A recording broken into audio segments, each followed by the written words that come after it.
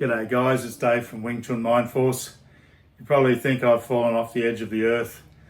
I sort of have. I've got two obsessions, Kung Fu and ancient aliens and modern aliens and flying saucers and mysterious stuff to do with the Viking Age. So I've sort of stepped over here for quite a while. I still keep thinking about my beloved Wing Chun and about you guys. And so I thought I'd make a quick video. I'm going to put the effort into making more regular ones. I'm going to review my friend Michel Boulet's terrific book, Portal of Wing Chun, The Little Idea. It's not a thick volume, but it's full of profundity. And he's a guy I totally agree with on everything. We always have got on since we first met a number of years ago, like not really, but virtually. I want to introduce you to him. He's got some fantastic videos, a lot of fantastic videos on his channel. I just wanted to talk about something to do with the dummy. The point of the dummy is to test our Wing Chun. And a lot of people online show off their skills on the dummy, and there's a lot of heavy weight smashing and bashing and super fast speed punches and cool Kung Fu looking stuff, but that's not really what the dummy's about. The dummy is about testing and training the very first foundational principles of Wing Chun. And that principle is essentially empty your body, get your conscious mind out of your body, be completely light like a feather, light up the Nim Dao.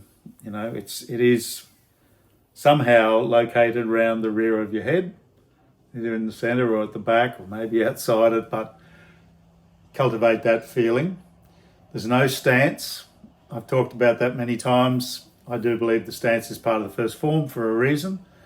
I think it's there. The way everything else in our forms is there. It's a sort of a mental preparation for certain body shapes, but people see it as a strengthening thing, like sort of by going in pigeon-toed and whatever, they get more strength. I don't believe that at all. And I've talked to many advanced practitioners. I never name them because I don't want to talk for them, but who agree with me, including people in Hong Kong. But the essential thing is to be as soft as you're dealing with a baby. And my dear friend Richard Antonini, who taught me the dummy form, said to me, practice as if you're practicing with your little baby boy deck. And that's a really, really profound statement. So all I wanted to talk about today as far as the dummy is move from your center, let your arms stay empty, and it should just feel as if you're doing it in the air. So I'm thinking about this part where we come from there at the start and we go like that, this part. So the natural inclination, and it's still in me after so many years, is to just do a bit of a bang at the end, just a bit of a bang. That's wrong until it's right. Like obviously you can open the arms up,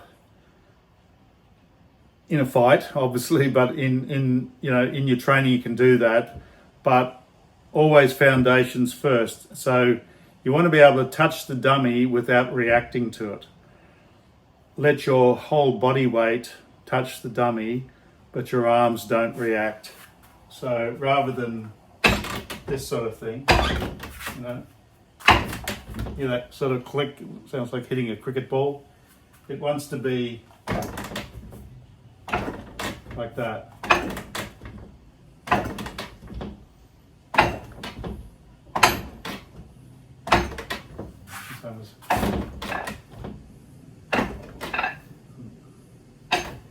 That was better. So I spend a lot of time just doing one thing on the dummy,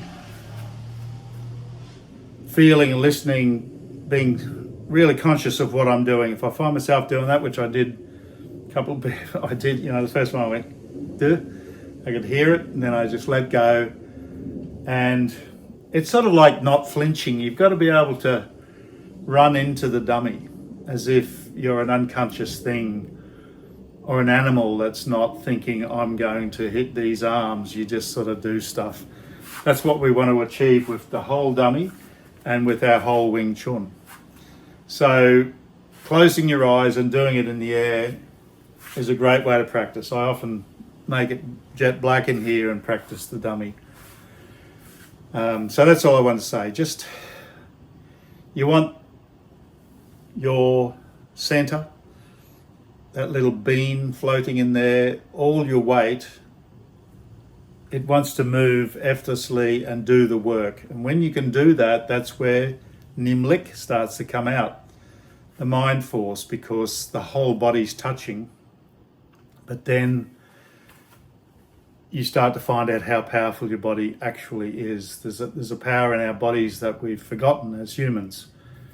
But our ancestors had it, and the Kung Fu masters had it. So I'll leave it at that, and I'll see you next time.